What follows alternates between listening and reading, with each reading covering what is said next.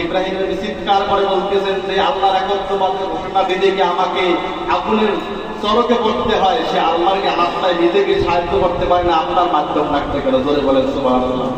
আজ বাংলাদেশের ইতিহাস অনেক আগের ইতিহাস। আল্লাহকে রব হিসেবে স্বীকার করার কারণে, মুসলমানদের সংবিধানে কোরআন থাকার কারণে ক্ষমা দরখাস্ত বন্ধ আসে নাই যে আপনি রাষ্ট্রপতির কাছে ক্ষমা ছাড়া আপনাকে প্রাণ ভিক্ষা দেওয়া হবে। সমস্ত ওলামায়ে কেরাম নেতাগুলো বলছে কি জানেন, আপনি প্রাণ ভিক্ষা দিবেন, আপনার প্রাণ না কে ভিক্ষা দিবেন?